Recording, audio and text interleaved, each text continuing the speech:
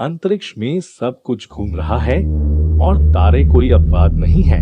नवीनतम डेटा में मिल्की वे का अब तक का सबसे बड़ा त्रिआयामी मानचित्र शामिल है। यह दर्शाता है कि हमारी आकाशगंगा में तारे कैसे यात्रा कर रहे हैं।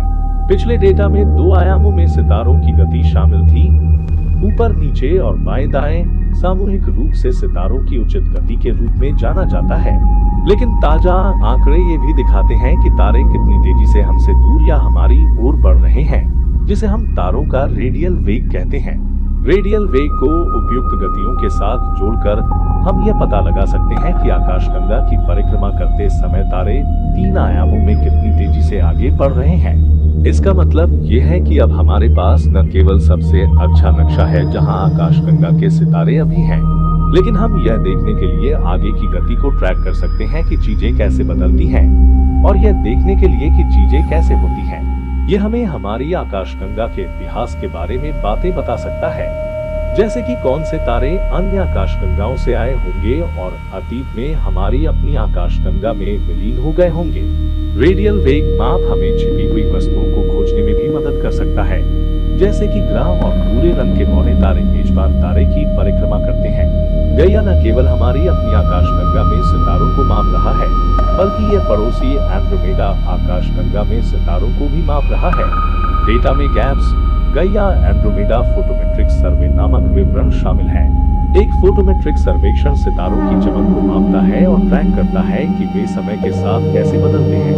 गैप के साथ गैया ने एंड्रोमेडा आकाशगंगा की दिशा में समय के साथ प्रत्येक तारे की चमक को मापा है। इसमें 12 लाख तारे हैं, उनमें से कुछ आकाशगंगा में अग्रभूमि सितारे होंगे जो रास्ते में मिल गए होंगे, लेकिन इसमें एंड्रोमेडा आकाशगंगा में सबसे चमकीले सितारों का लगभग 1% शामिल होना चाहिए।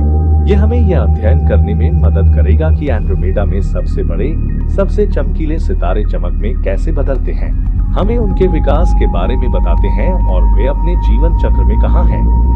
देखने योग्य ब्रह्मांड के किनारे पर आकाशगंगाओं के अत्यंत ऊर्जावान कूल क्वासर।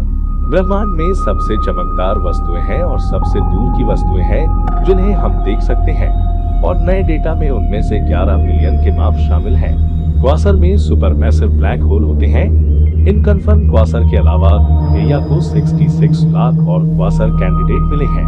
यह संभावित रूप से ज्ञात क्वासरों की संख्या में उल्लेखनीय रूप से वृद्धि करता है, और यह बहुत महत्वपूर्ण हो सकता है क्योंकि यह हमें ब्रह्मांड के सबसे दूर तक की दूरी को मापने की अनुमति देता है।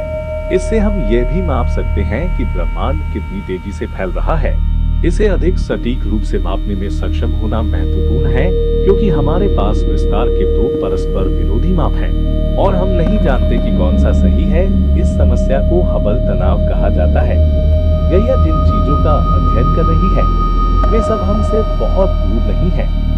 डेटा में हमारे अपने सौर मंडल में 1,58,000 ऑब्जेक्ट हैं। इसमें 156,000 ज्ञात क्षुद्र ग्रहों के नए माप शामिल हैं, जो हमें बताते हैं कि वे सूर्य की परिक्रमा करते समय किस पथ का अनुसरण करते हैं। इतना ही नहीं, गैया टीम ने दिखाया है कि वे क्षुद्र ग्रहों की परिक्रमा करने वाले चंद्रमाओं को खोजने में सक्षम हैं। इस आधार पर कि चंद्रमा क्षुद्र ग्रहों को कैसे डगमगाते हैं। चंद्रमाओं के साथ कुछ 100 क्षुद्र ग्रह पहले से ही ज्ञात हैं, लेकिन गैया क्षुद्र ग्रह तब भी पाया जा सकता है जब चंद्रमा इतना छोटा हो कि सीधे देखा न जा सके। यह क्षुद्र ग्रहों की स्थिति को इतनी सटीक रूप से माप सकता है कि यह चंद्रमा के गुरुत्वाकर्षण के कारण होने वाली स्थिति में थोड़ा सा कम पल दिखता है। ऐसा का कहना है कि नवीनतम आंकड़ों में कम से कम एक नया चंद्रमा है, लेकिन और भी हो सकता है। क्षुद्र ग्रहों के बारे में बेहतर डेटा एकत्र करना हमें प्रारंभिक सौर मंडल की गतिविधियों के बारे में बता सकता है, जब बड़े ग्रहों ने छोटे ग्रहों और क्षुद्र ग्रहों को सूर्य के चारों ओर नई कक्षाओं में फेंक दिया और आज के सौर मंडल का नेतृत्व किया।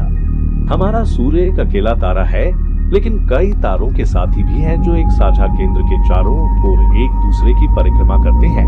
नए डेटा में यह ऐसे मल्टी स्टार सिस्टम की एक सूची प्रदान करता है। यह एक प्रारंभिक सूची है, बाद में डेटा रिलीज में आने वाली पूरी सूची के साथ, लेकिन इसमें पहले से ही 8,13,000 टू स्टार सिस्टम शामिल है। तारे कैसे काम करते हैं और कैसे बनते हैं, इसके बारे में दूरबीन हमें बहुत कुछ बता सकती है। ये हमें केवल एक सितारों का अध्ययन करने की तुलना में बहुत अधिक जानकारी प्रदान करता है। ये नया डेटा दुनिया भर के खगोल भौतिकीविदों को उत्साहित करेगा और हम यह जानने के लिए इसका अध्ययन करने के लिए उत्सुक हैं कि हम क्या पा सकते हैं।